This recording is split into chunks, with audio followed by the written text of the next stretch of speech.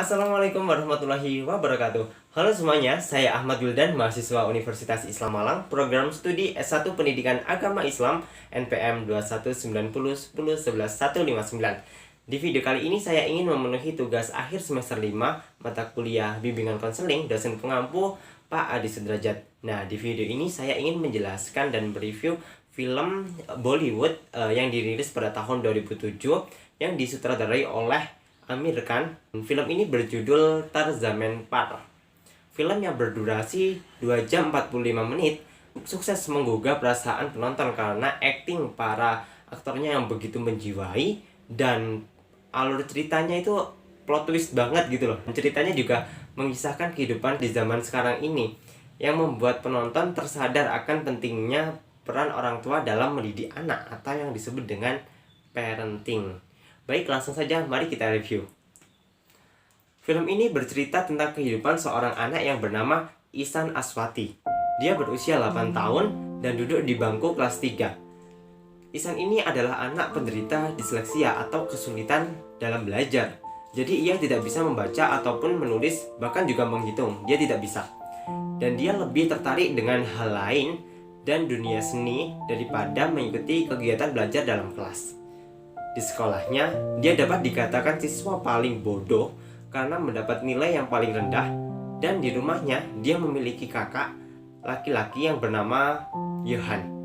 Beda dengan Ihsan, Johan adalah anak yang paling pintar dan hampir semua mata pelajaran Johan mendapatkan nilai yang sangat sempurna, bertolak belakang dengan Ihsan yang selalu mendapat nilai yang paling rendah. Orang tuanya pun selalu membanding-bandingkan Ihsan dengan kakaknya. Pesan yang dapat diambil dari part ini ialah orang tua yang baik ialah orang tua yang mampu menerima dan menghargai hasil kerja anaknya tanpa membanding-bandingkan anaknya dengan yang lainnya. Suatu ketika, Ihsan berkelahi dengan tetangganya yang bernama Rajit. Rajit sangat marah karena Ihsan salah melempar bola sehingga Rajit dan teman-temannya tidak bisa melanjutkan permainan. Tidak hanya marah, Rajit juga mengatakan dia idiot. Hal ini pun membuat Ihsan sangat kesal. Karena tidak di sekolah, nggak di rumah, nggak di lingkungan sekitar, dia mendapat perlakuan yang sama buruknya. Kejadian itu membuat sang ayah sangat marah dan menampar Ihsan. Karena bukan hanya itu saja Ihsan melakukan kesalahan, tapi berkali-kali Ihsan melakukan kesalahan. Dan bahkan ayahnya menganggap bahwa Ihsan ini anak yang sangat nakal, anak yang bandel dan tidak bisa diberitahu. Pesan yang dapat diambil ialah ketika sang anak melakukan kesalahan, sebisa mungkin orang tua tidak memarahi atau menghukumnya dengan kekerasan, karena hal itu akan membuat anak benar-benar merasa bahwa dirinya itu bersalah dan akhirnya dia tidak mau melakukan apa-apa. Dia merasa tertekan karena kesalahan tersebut. Imajinasinya dan pikirannya itu juga akan terbatas karena dia takut akan melakukan kesalahan lagi gitu. Lanjut cerita nih ya. Di sekolah dia sering dimarahi gurunya karena tidak bisa mengikuti pelajaran dengan baik layaknya siswa yang lainnya.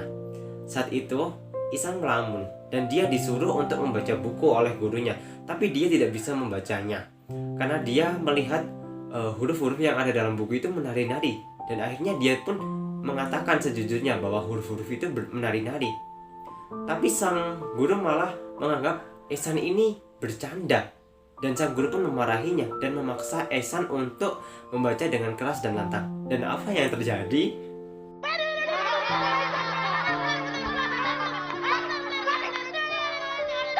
Pesan yang dapat diambil di sini ialah seorang pendidik atau guru seharusnya lebih mengetahui kondisi anak didiknya dan kebutuhan yang perlu dipenuhi oleh anak didiknya. Jadi jangan menindas dan jangan dimarahi karena guru adalah suri teladan. Karena hal tersebut, Ihsan pun dikeluarkan oleh gurunya dari kelas. Dan lagi-lagi ia mendapatkan hal yang tidak baik di sekolahnya. Dia dibully oleh kakak kelasnya dan juga teman kelasnya. Karena benar-benar dia kesal dan tertekan, akhirnya pun dia membolos sekolah dan pergi berjalan-jalan dan melihat apapun yang ia sukai. Di saat itulah ia seakan-akan menemukan kenyamanannya, menemukan jati dirinya. Nah, ada kata-kata yang menarik nih untuk diambil di part ini. Terkadang hal baru dan kenyamanan itu didapat saat mengeksplorasi diri dengan sekitar. dan mengekspresikan diri sesuai dengan pikirannya, layaknya burung yang terbang bebas. Lanjut cerita, aksi bolos sekolahnya ternyata diketahui oleh sang ayah. Ketika sang ayah mengetahui surat izin palsu yang digunakan untuk membolos, sang ayah pun begitu marah sekali, dan marah yang sejadi-jadinya. Karena nggak sekali aja dia melakukan kesalahan, tapi berkali-kali, hingga akhirnya orang tuanya pun dipanggil ke sekolah. Para guru pun menjelaskan kepada orang tuanya tentang hasil belajar anaknya yang tidak baik, dan kepala sekolah juga menyarankan orang tuanya untuk memindahkan Ihsan ke sekolah lain karena tahun kemarin dia sudah nggak lulus. Apa mungkin di tahun ini dia nggak lulus lagi? Sang ayah pun berencana memindahkan Ihsan di sekolah berasrama agar Ihsan lebih disiplin dan menjadi anak yang pintar. Meskipun Ihsan berusaha untuk menolak hal tersebut, tetap saja orang tuanya akan memindahnya di sekolah asrama. Di sekolah asrama tersebut dia merasa kesepian dan tertekan karena ditinggal oleh sang ibu dan kakaknya, dan ditambah lagi dia menganggap hal itu ialah hukuman yang diberikan oleh orang tuanya atas kesalahan yang dia lakukan. Mendapatkan sekolah baru juga akan mendapatkan suasana yang baru. Tapi berbeda dengan Ihsan yang tetap saja mendapat hukuman dan dimarahi oleh gurunya karena tidak bisa mengikuti pembelajaran dengan baik. Dia juga mendapat perlakuan yang tidak baik oleh teman-temannya. Dia sering dibully dan sering dicaci maki.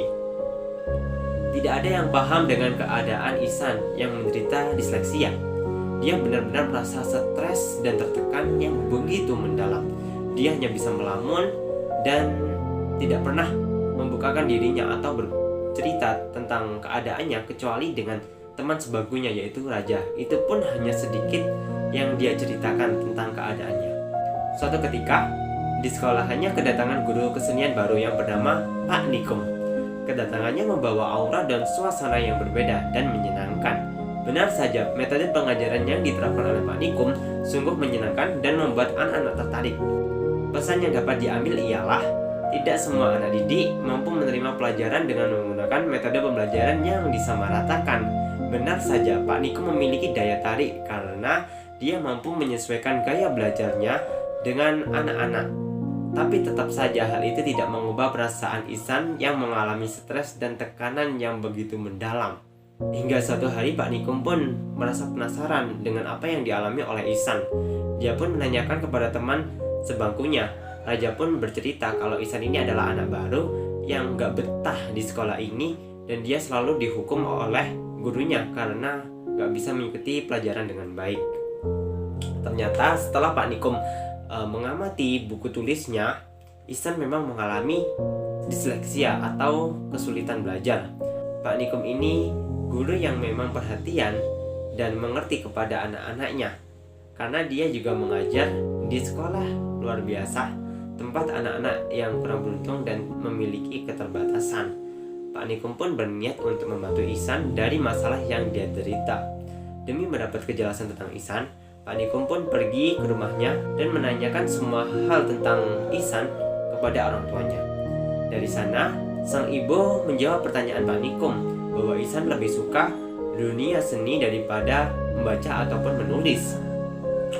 Pak Nikum pun mencoba menjelaskan kepada orang tuanya bahwa Ihsan mengalami disleksia atau kesulitan belajar. Pak Nikum juga memperlihatkan pola kesalahan yang sama ketika Ihsan menulis sebuah kata ataupun kalimat. Namun sang ayah tidak terima karena sang ayah menganggap bahwa Ihsan ini adalah pemalas, bodoh, dan selalu membanding-bandingkan Ihsan dengan kakaknya.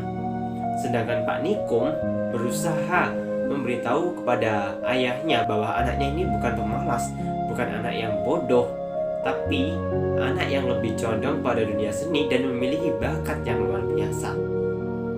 Akan tetapi tetap saja sang ayah keras kepala, beda dengan ibunya yang memikirkan hal itu. Keesokan harinya ketika di kelas, Pak Nikum bercerita tentang kisah anak yang tidak bisa membaca dan menulis.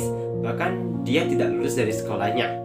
Namun suatu hari dia bisa mengguncangkan dunia takjub pada dirinya atas penemuan-penemuan dan hasil yang ia kerjakan.